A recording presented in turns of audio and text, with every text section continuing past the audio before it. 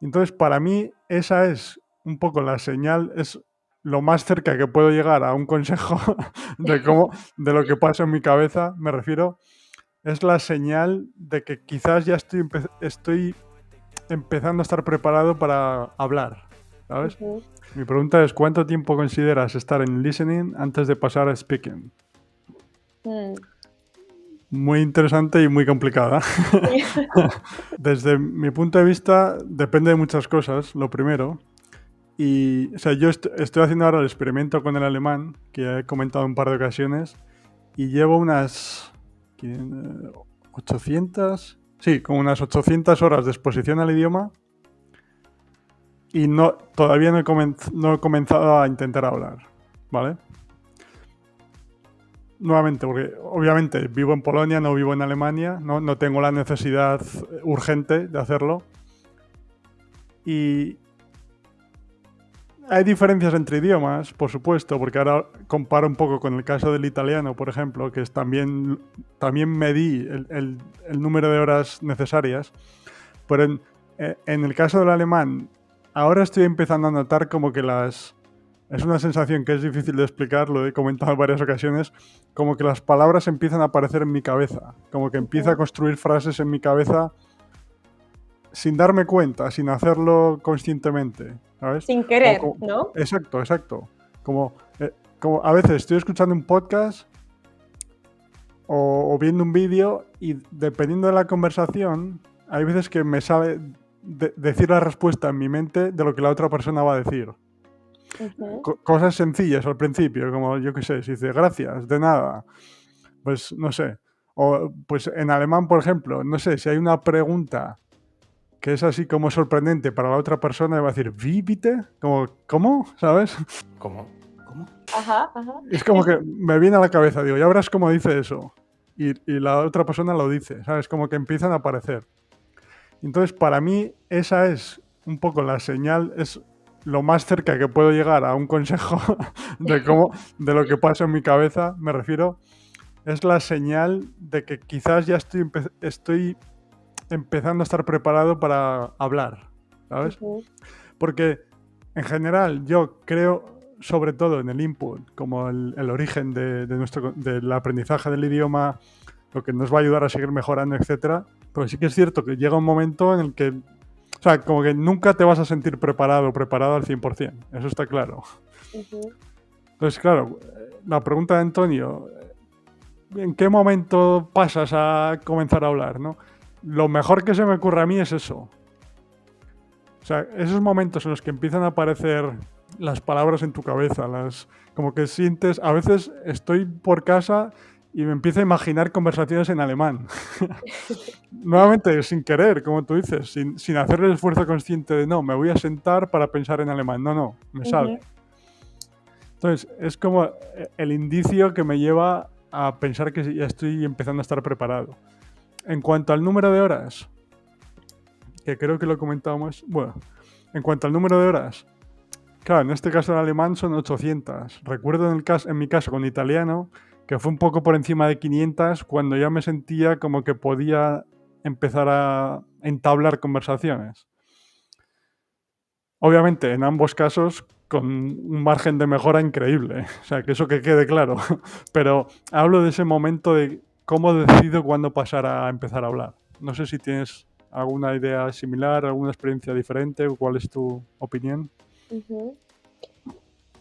Sí, o sea, es que esto es muy individual, ¿no? Así que es Ujú, difícil dar una respuesta, pero también, ¿no? Porque, claro, por ejemplo, yo cuando ahora tengo un curso donde, bueno, comenzó en noviembre desde cero, principiantes, claro, en las clases ellos no hablan mucho, pero sí que participan, por ejemplo, utilizando sí y no. Al claro. principio lo hacían con gestos, Ujú, pero ujú, ahora ya lo hacen, pues les sale natural. Yo les hago una pregunta y me dicen sí, no. ujú, Luego, por ejemplo, unas palabras sueltas, algunas personas ya dicen frases cortitas, ¿no? ujú. Entonces, también, claro, empezar a hablar. ¿Qué significa eso? Porque cuando empezamos a hablar, vale, podemos, si somos capaces de limitarnos a decir lo que nos sale sin forzarnos, por ejemplo, estas palabras sueltas, una Mm, frase cortita o acabamos de oír una frase e intentamos como imitar o ujú, replicar y entonces no estamos ahí trabados, eso está bien, incluso al principio. No es que, o sea, no tenemos que estar en silencio durante, por ejemplo, 1000 horas. ujú, Podemos tener una interacción interesante, una interacción que nos motive, utilizando como estos pequeños elementos, ¿no? Del idioma.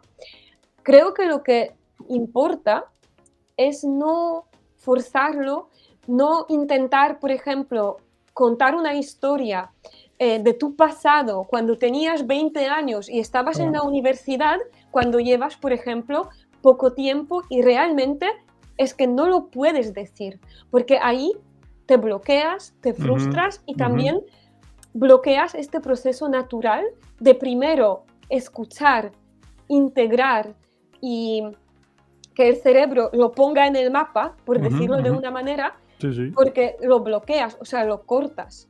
Entonces creo que es esto, que, vale, lo aconsejable es escuchar durante bastante tiempo para sentir el idioma al principio, pero claro, se puede tener esta interacción, de hecho es súper divertido. Creo que el tema es que hay que encontrar mm, a una profesora, a un profesor que sepa Claro, hacerlo. Porque si un profesor nos pone a hablar cuando no somos capaces de decir cosas, cuando no estamos preparados, eso esto es. sí que puede ser perjudicial, lamentablemente. Eso es. Claro, son situaciones controladas. Sí, yo, Ujú. la pregunta la, Guiadas, ¿no? exacto, exacto. La pregunta y mi respuesta la entiendo más desde el punto de vista de situaciones de la calle, un poco de que quieres hablar con alguien. Mm, Pues, o sea, yo, por ejemplo, estoy pensando con el alemán, cuando empiece, pues igual ir a algún evento de alemán, ¿sabes? De los eventos de idiomas que me gusta ir. Pues ya, sería una situación, entre comillas, no guiada, no controlada. A eso me refiero. Pero vale, vale. obviamente, claro, en mis clases con el español, pues lo mismo. O sea, yo sí, no. Incluso empezando desde cero, esas cosas las pueden decir ya. Ujú. Pero no, o sea, no es, digamos, no es lo mismo que ya tener que formular frases, explicar historias, como comentas, sí. Pero es más, es un proceso gradual, digamos, o sea, no hay... O sea, yo siempre comento lo de las horas, uno, porque lo mido para ser lo más realista posible cuando hablo de las cosas, ¿no? O sea, Ujú. hablar con conocimiento de causa. Pero siempre digo que, o sea, hay muchas variables, depende del idioma, depende de cada persona, pero De es las un poco, circunstancias, ¿no? claro, es un poco como dar un rango que pueda, para que, o sea, que pueda ser realista para la gente, ¿no? Digamos, esa es mi intención principal, Ujú. de ir documentando mi progreso, ¿no? Claro, claro. Y también, Antonio, te digo que, por ejemplo, en mi caso, eh, yo empecé a hablar prácticamente desde el día uno en España, porque claro, en aquel tiempo no sabía nada acerca de la adquisición de idiomas, de este proceso, no era consciente. Ujú, Entonces me puse a hablar desde el día uno.